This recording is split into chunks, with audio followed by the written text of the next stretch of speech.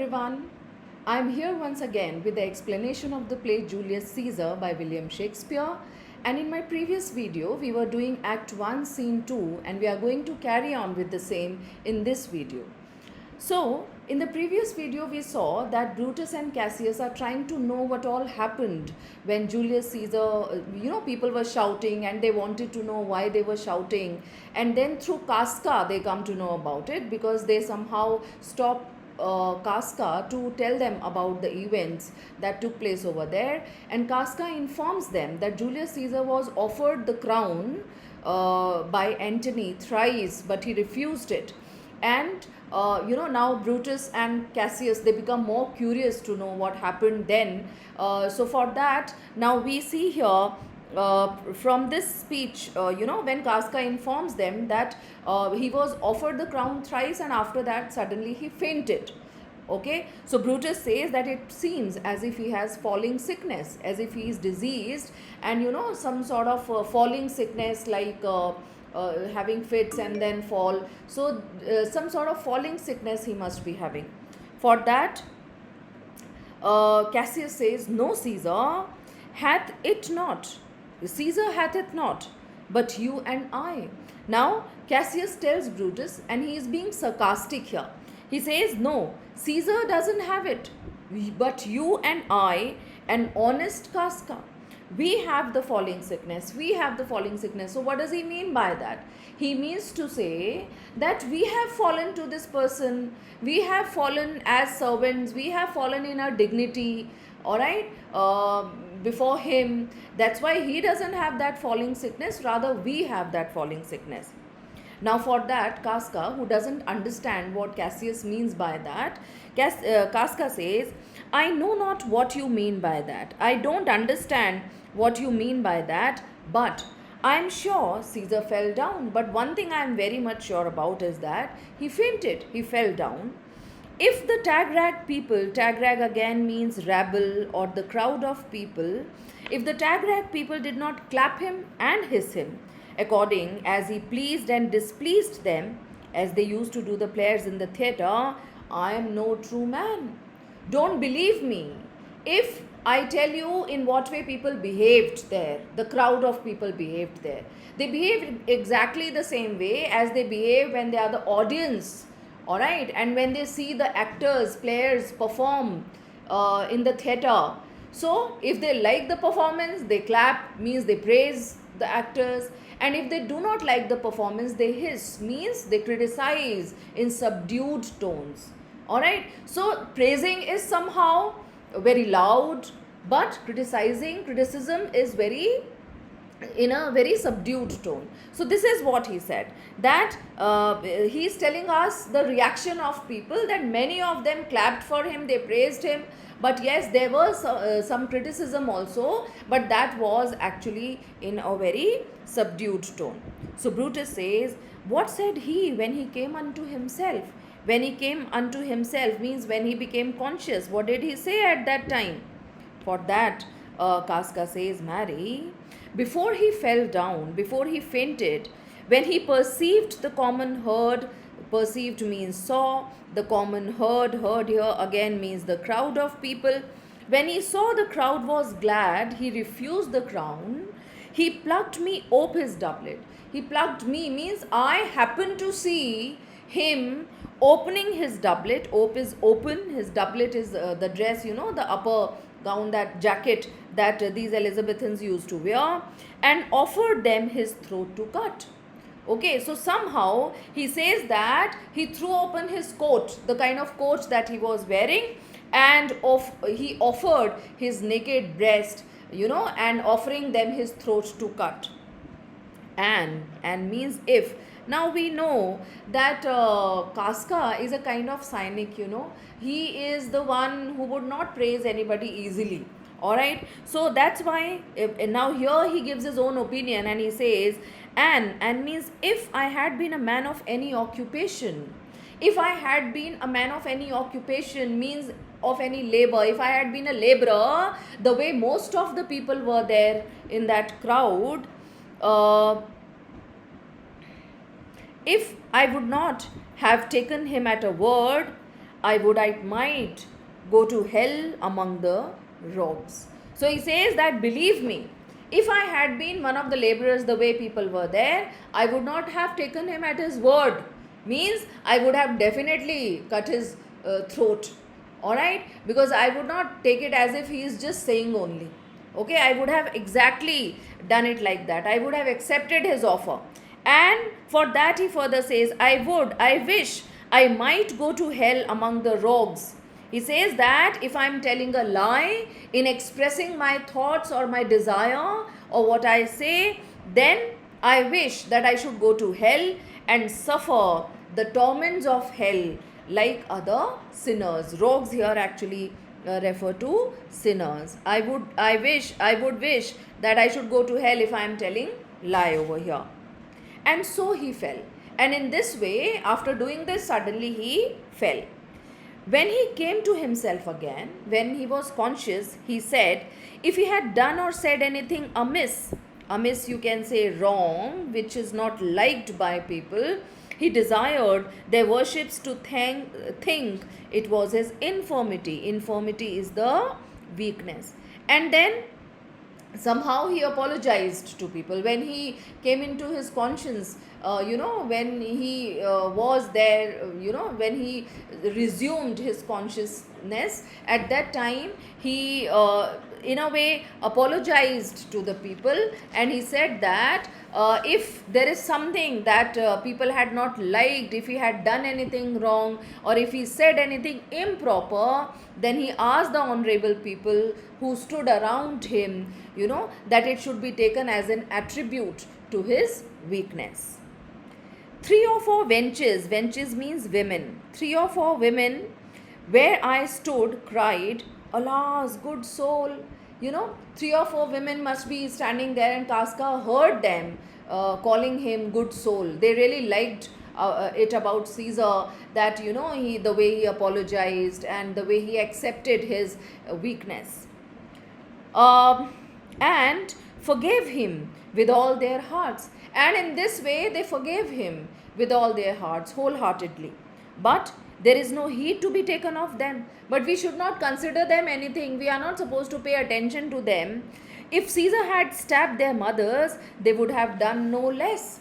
Now, he says that we need not to pay attention to those women, because they would have felt sympathetic towards Caesar even if he had stabbed their mothers. So in a way he just wants to convey that people, especially women, have become so blind about Caesar. They are ready to accept everything whatever he says.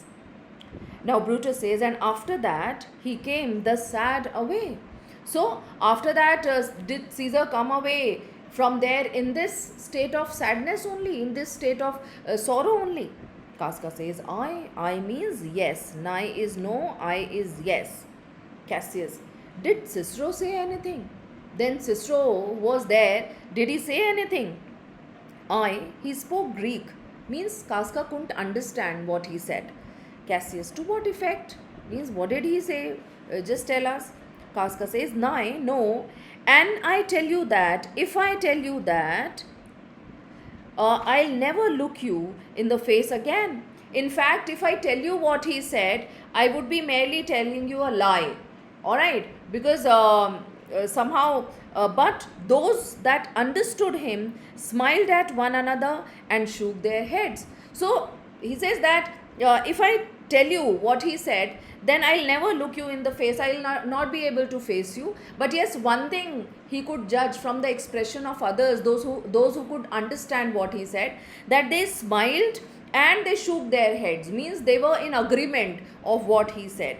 But for mine own part, it was Greek to me. But as far as I am concerned, Casca says it, that as far as I am concerned, it was all Greek to me. Means I couldn't understand at all what he said.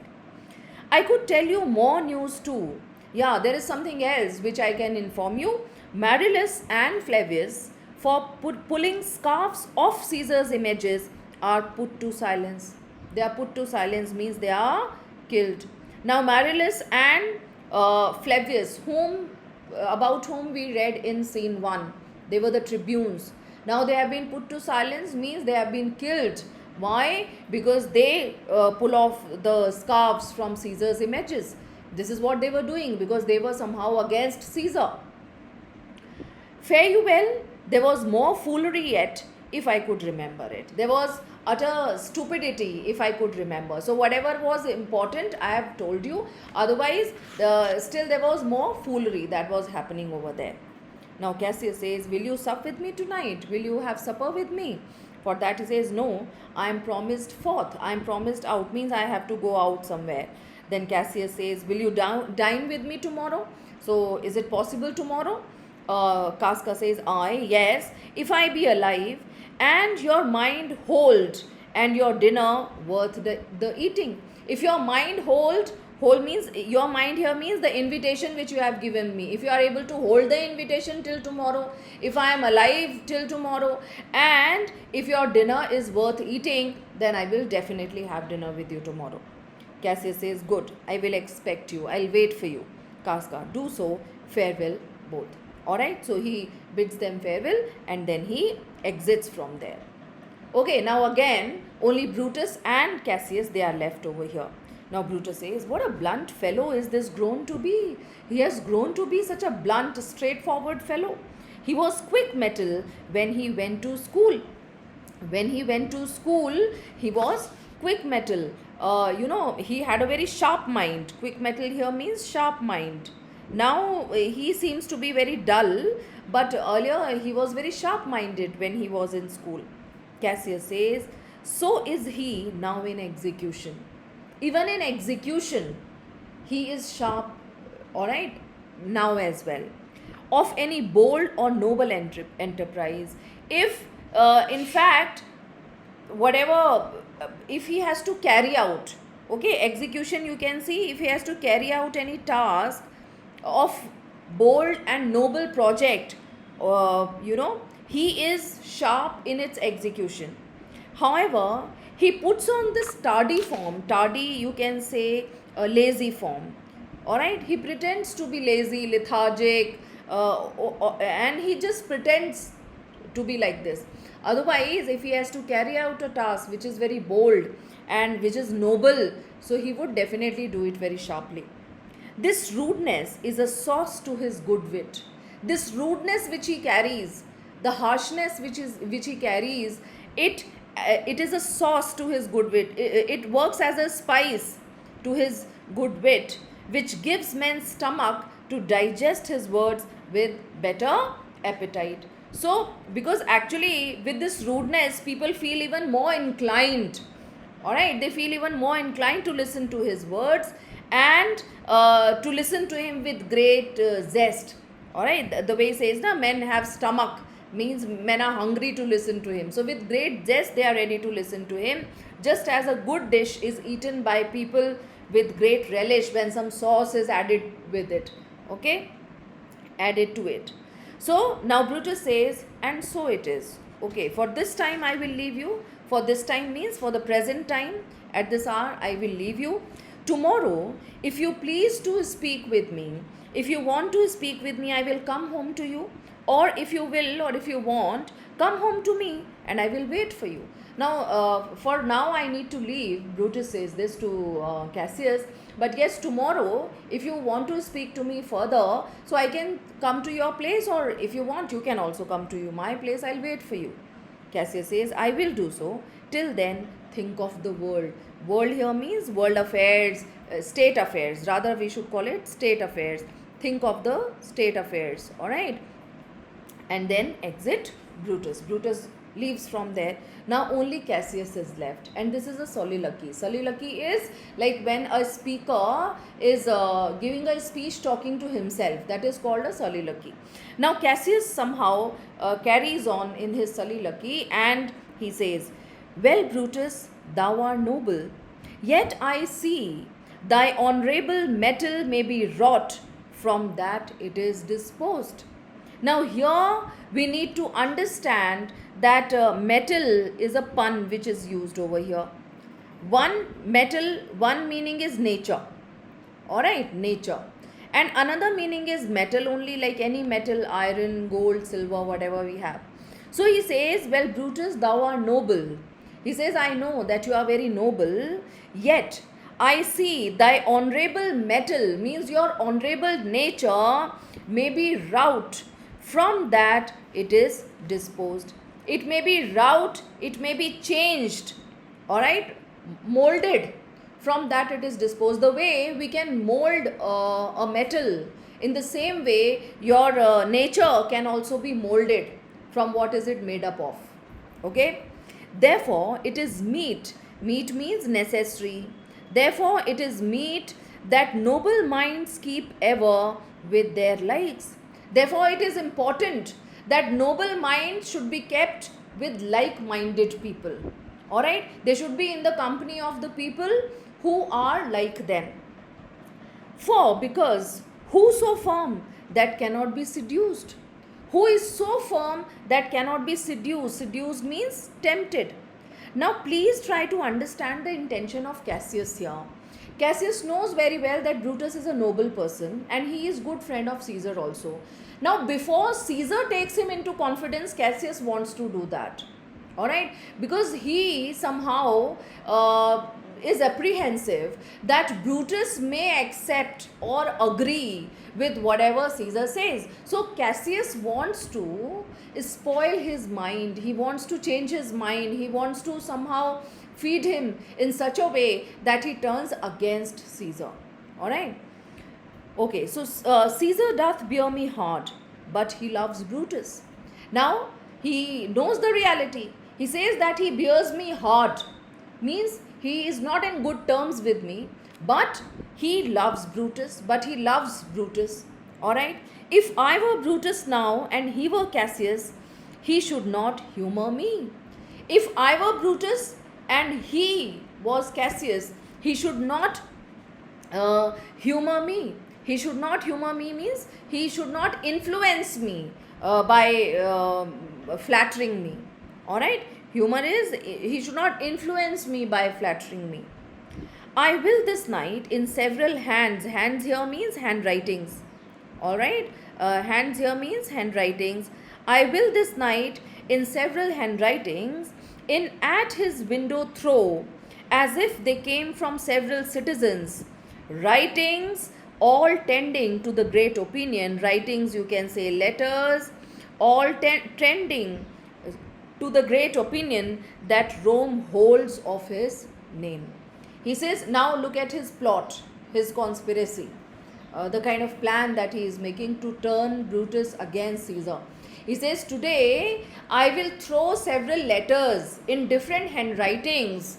Alright, through the window of Brutus's house, he will throw several letters at his place, tending to great opinion that Rome holds of his name. And in those letters, Brutus will be convinced that the people of Rome really consider him very honorable and they consider him very noble. Wherein obscurely Caesar's ambition shall be glanced at. Wherein, in which means in those letters, obscurely, hidingly, alright, Caesar's ambition shall be glanced at. And in those letters, whatever would be written, it is going to give a hint about Caesar's ambition as well. And after this, let Caesar seat him sure. And after this, let Caesar seat him sure. He'll be unable to hold his position, for we will shake him or worse days endure. Because there are going to be two things. There is a possibility for two things. Either it will be difficult for Caesar to hold his position because we are going to shake it, or worse days endure, or we'll have to endure worse days now. Alright, so this way Act 1 Scene 2 is over. Now see you soon in the next video when we'll continue with Act 1 Scene 3. Bye bye for now.